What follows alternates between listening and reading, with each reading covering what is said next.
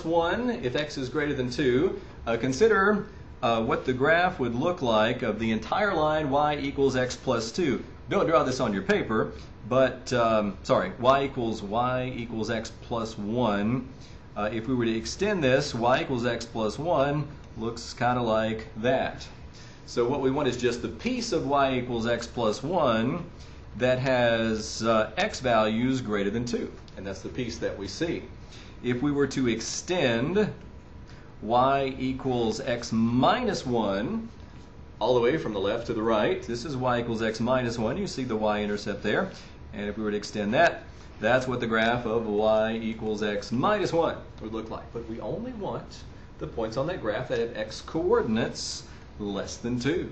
So we erase all of that, and then we only have points with x coordinates less than 2. What is f of 1?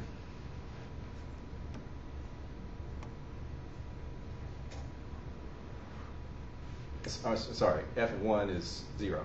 that was a dumb question. That was an irrelevant question. Not a dumb question, but just irrelevant. What's f of 2? That's a better question. 1.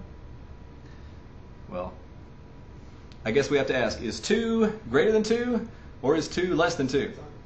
Yeah, none of the above. We need an or equal to bar next to one of these. So f of 2 is undefined. That's okay. We don't need the function to be defined. We need the function to be defined if we're hoping this will be continuous at 2, but clearly it's not going to be continuous at 2.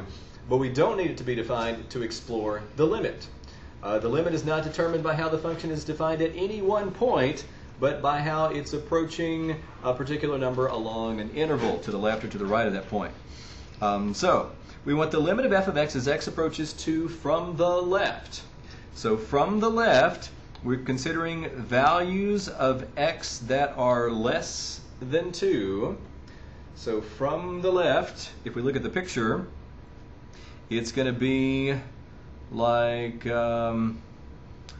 this as x, let's see, as x gets really close to 2 from the left, then the y values of these points along here are really getting close to what number?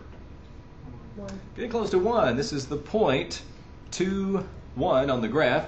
So the y coordinates, the points are getting close to the point 2, 1. So the y coordinates of those points are getting close to 1.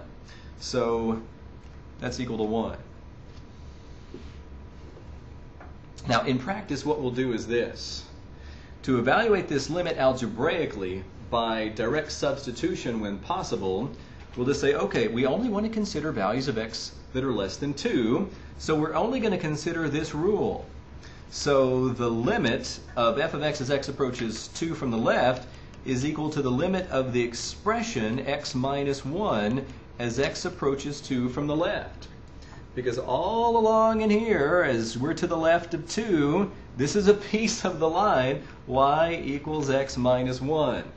So we can use that algebraic expression to calculate the limit, even though there's more to the function as a whole than that algebraic expression. To the left of 2, that's all we really care about. So we can use that expression. So we substitute 2 for x, and 2, oops, I don't need that other parenthesis, sorry. 2 minus 1 equals 1. For this one, the limit of f of x as x approaches 2 from the right, well, visually, what's going on? Visually, x is approaching 2 from the right. Points on the graph are approaching what point? 3. So the y coordinates are approaching 3. Yeah, so looks like that's 3. If we didn't want to draw the picture or think about such things, we could look at the rule and say, okay, from the right, that's values of x that are greater than 2. So if x is a little bit more than 2, then the function is going to be defined using the expression x plus 1.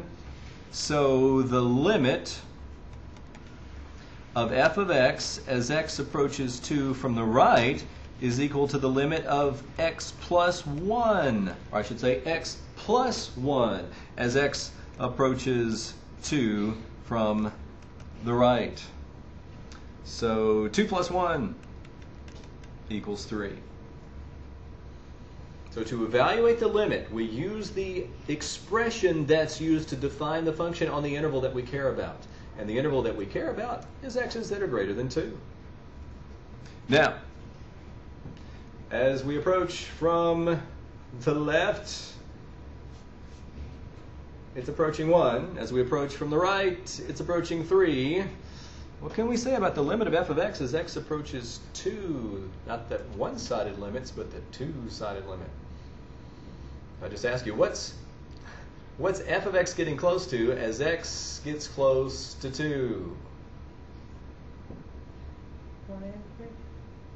1 and 3. You almost have to say it depends. It depends on whether we approach from the left or whether we approach from the right. And for limits, we have to give a definitive answer. It has to be approaching a single number, and this one is not. So this limit does not exist. Does not exist. For capital D and E, I don't know why I went with lowercase d and e there.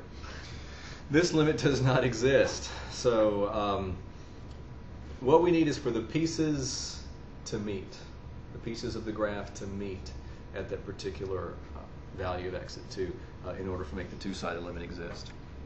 This one done.